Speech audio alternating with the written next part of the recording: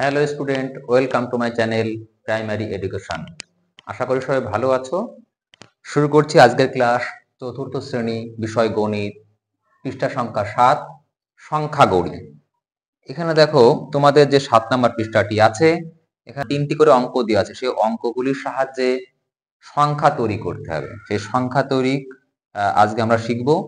এই সংখ্যা তৈরির জন্য তোমাদের একক, দশক, শতকের ধারণাটা অনেক বেশি পরিষ্কার হওয়া দরকার। আজকে আমরা সেইগুলোই শিখবো। দেখো এখানে তোমাদের বইতে কোনো দাগ নাম্বার দেওয়া নেই, কিন্তু আমি দাগ নাম্বার ধরে ধরেই করব। প্রথমটাকে আমরা 1 দাগ লিখছি। প্রথমে কি আছে? 2, 4, 7। এই যে সংখ্যা অঙ্কগুলি দেওয়া আছে, এই অঙ্কগুলির সাহায্যে কি করতে হবে? 6টি সংখ্যা তৈরি করতে হবে। এই 6টি সংখ্যা তৈরি করার জন্য প্রথমে একটা খোপ কাটা আছে, সেখানে লেখা আছে 4 শতকের ঘরে। 4 শতকের ঘরে, শতকের ঘরে। আচ্ছা, তারপরটা কি আছে? 4 দশকের ঘরে। 4 দশকের ঘরে। আর শেষে আছে 4 এককের ঘরে।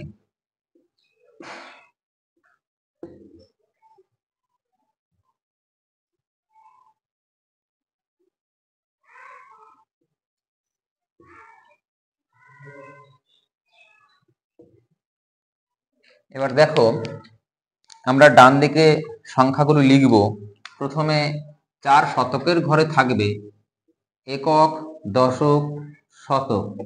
4কে আমরা যদি শতকের ঘরে লিখি তাহলে দুটি সংখ্যা তৈরি করতে পারবো। কি কি করতে পারবো? 4কে পরপর দুবার শতকের ঘরে লিখলাম। এবার দেখো 2 এবং 7, আবার 7, 2, একে জাস্ট দশক এবং একের ঘরটা একটু উল্টে লিখলে দুবার সংখ্যাটা পাওয়া যাবে। তাহলে 4কে শতকের ঘরে রেখে আমরা দুটো সংখ্যা পেলাম। প্রথমে পেলাম 427, আর পরে পেলাম 472। এই দুটি সংখ্যা পেলাম আমরা 4কে শতকের ঘরে রেখে। এবার ঠিক একই রকম ভাবে 4কে দশকের ঘরে রেখে আমরা দুটি সংখ্যা বের করব। এই দশকের ঘরে 4 লিখব। তাহলে এইখানে 2, এখানে 7, অথবা এখানে 7, এখানে 2, এইভাবে আমরা আরো দুটো সংখ্যা তৈরি করতে পারলাম। তাহলে 4কে দশকের ঘরে রেখে আমরা যে দুটি সংখ্যা পেলাম, সেই দুটি সংখ্যা হলো 247, 742। ঠিক একই রকম ভাবে এককের ঘরে 4 রেখে দেখো আরো দুটি সংখ্যা তৈরি করব। 4, 4 এককের ঘরে লিখছি। তাহলে দশকের ঘরে 2, শতকের ঘরে 7, অথবা শতকের ঘরে 2, দশকের ঘরে 7। তাহলে এই দুটি সংখ্যা পেলাম, যেখানে 4 থাকবে এককের ঘরে। দেখো কত পেলাম? 724 আর 274। তাহলে দেখো আরেকবার বলে দিচ্ছি। প্রথম যে সংখ্যা দুটি আমরা তৈরি করেছি, সেই সংখ্যা দুটিতে এই শতকের ঘরে দুটোতেই 4 আছে। শতকের ঘরে দুটোই 4। আচ্ছা, পরের সংখ্যা দুটি যখন তৈরি করলাম, তখন আমরা দেখো দশকের ঘরের দুটোতেই কি করেছি? 4 লিখেছি। দেখো দশকের ঘরে এখানেও 4, এখানেও 4। তারপরের সংখ্যা দুটিতে এককের ঘরে দুটি 4 লিখেছি। আর বাকি যেগুলো থাকছে 2 এবং 7, তাদের অল্টারনেট করে আগে পরে লিখলে সংখ্যাগুলো পাওয়া যাবে। তাহলে আমরা এই 2, 4, 7 এই সংখ্যা অঙ্কগুলি দিয়ে মোট কটি সংখ্যা তৈরি করতে পারি? মোট 6টি সংখ্যা তৈরি করতে পারি, যেখানে 4-এর স্থানীয় মানগুলি উল্লেখ করা আছে। এইভাবে আমরা এই 3টি অঙ্ক সাহায্যে মোট 6টি অঙ্কই তৈরি করতে পারি, 6টি সংখ্যা। তার বেশি সংখ্যা তৈরি করতে পারবো না। আচ্ছা, শুরু করছি পরের অঙ্কটি। 2 দাগ। কি আছে? 5, 6, 7 একক, দশক, শতক।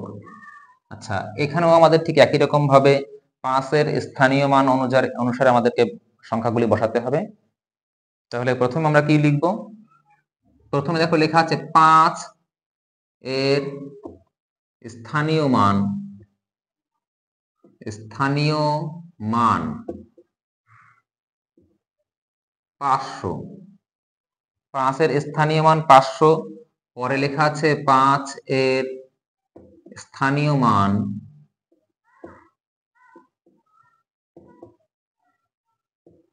50 আর শেষেরটা লেখা আছে 5 এর স্থানীয় মান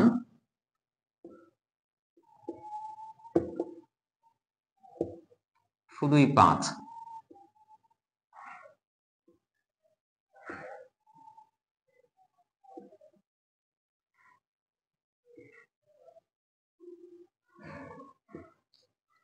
তাহলে দেখো 5 এর স্থানীয় মান 500, এর কথার অর্থ হলো শতকের ঘরে 5 থাকবে।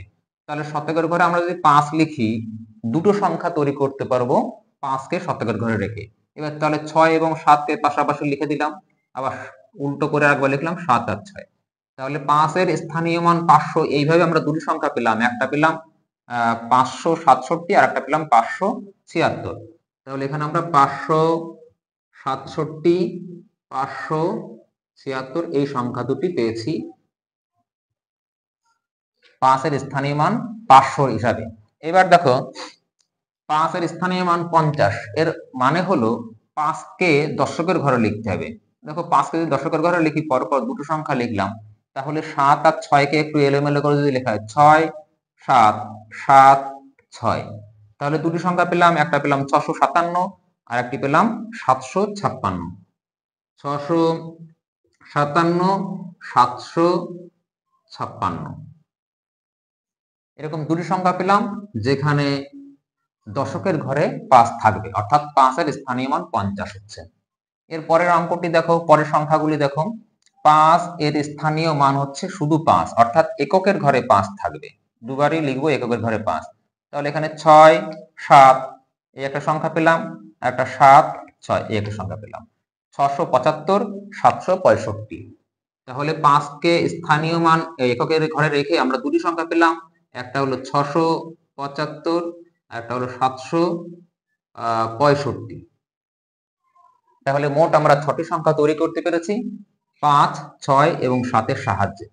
আচ্ছা, এবার আমরা 3 দাগের অঙ্কটি করব। 3 দাগের অঙ্কটি আছে 3 0 5।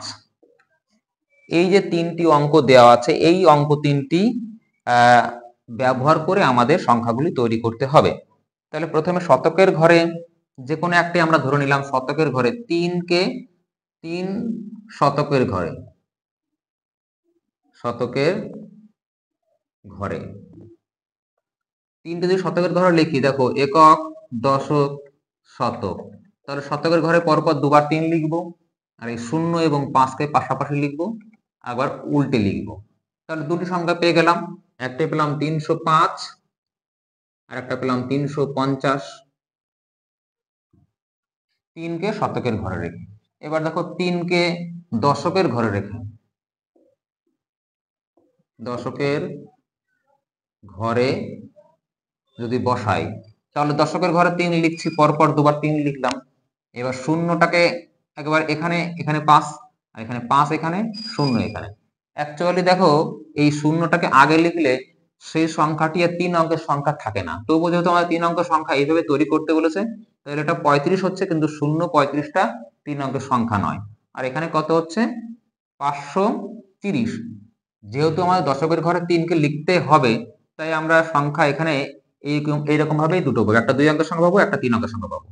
তাহলে একটা পেলাম 0 35 আর একটা পেলাম 530, এই দুটি সংখ্যা পেলাম যেখানে দশকের ঘরে 3 আছে। এবার দেখো এককের ঘরে 3, 3 এককের ঘরে,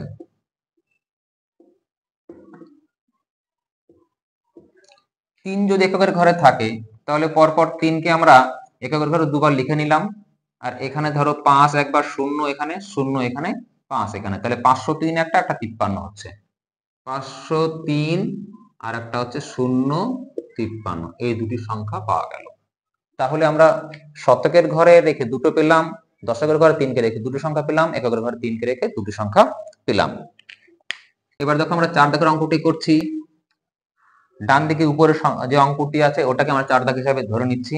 3, 5, 1, এখানে আছে 3 শতকের ঘরে,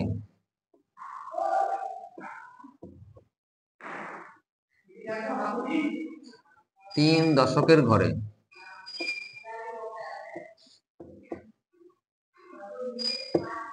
3 এককের ঘরে,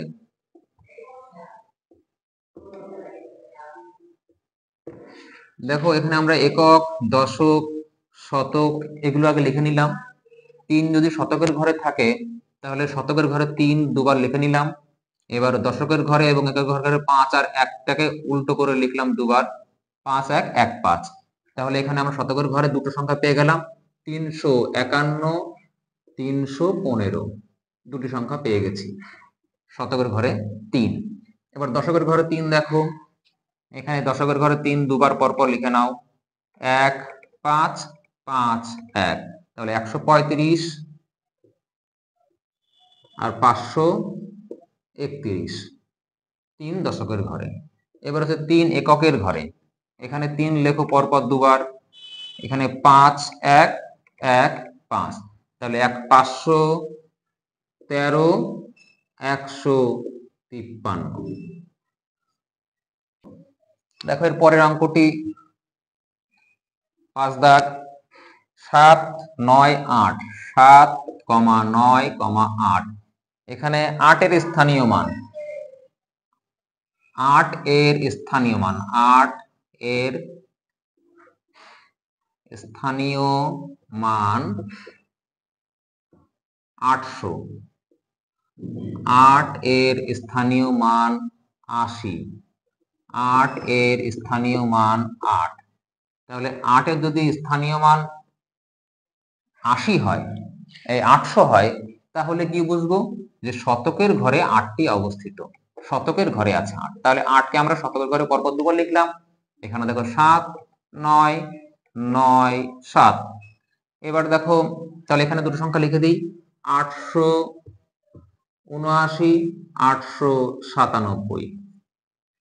এবার হচ্ছে দশকের ঘরে 8কে রাখতে হবে, কারণ 8 এর স্থানীয় মান 80, এর অর্থ হলো দশকের ঘরে 8 আছে। দশকের ঘরে 8 লিখলাম, তাহলে এখানে 7, এই পাশে 9, এখানে 9, এই পাশে 7, 789 789 987, দুটি সংখ্যা পেলাম। এবার 8কে এককের ঘরে রেখে দেখো, 8কে এককের ঘরে দুটি সংখ্যা পাবো, 7 9 9 7, তাহলে 798 আর একটা হবে 978, 8কে এককের ঘরে রেখে। আচ্ছা এবার দেখো 6 দাগের অঙ্কটি, 5 2 8, 5 2 8। এখানে আমরা স্থানীয় মান 5 এর স্থানীয় মান ধরে করি, 5 শতকের ঘরে, শতকের ঘরে 5 দশকের ঘরে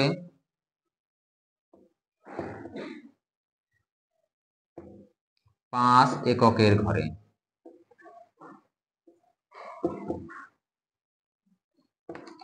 দেখো একক, দশক, শতক, 5 শতকের ঘরে যদি থাকে তাহলে পরপর দুবার 5 শতকের ঘরে লিখলাম, 2 8 8 2, তাহলে কত পেলাম, 528 582, 528 582, দুটি সংখ্যা পেলাম। এরপরে দেখো 5 দশকের ঘরে, দশকের ঘরে দুবার 5 লিখলাম, এখানে 2 8 8 2, তাহলে 258 আর হচ্ছে 852, 258 আর হচ্ছে 852, দুটি সংখ্যা পেলাম। এই ঠিক একই রকম ভাবে এককের ঘরে 5কে দুবার পর পর লিখলাম, লিখে 2 8 8 2, 285 825।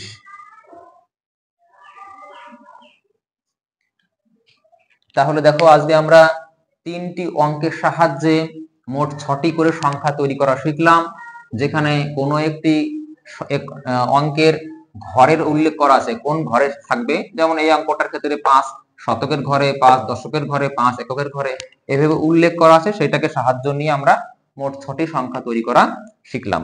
আশা করি ক্লাসটা তোমাদের ভালো লেগেছে। ভালো লাগলে অবশ্যই একটি লাইক করবে এবং অবশ্যই চ্যানেলটি সাবস্ক্রাইব করে রাখবে এবং বন্ধুদের মধ্যেও অবশ্যই শেয়ার করবে। সবাই ভালো থেকো, দেখা হচ্ছে পরের ক্লাসে।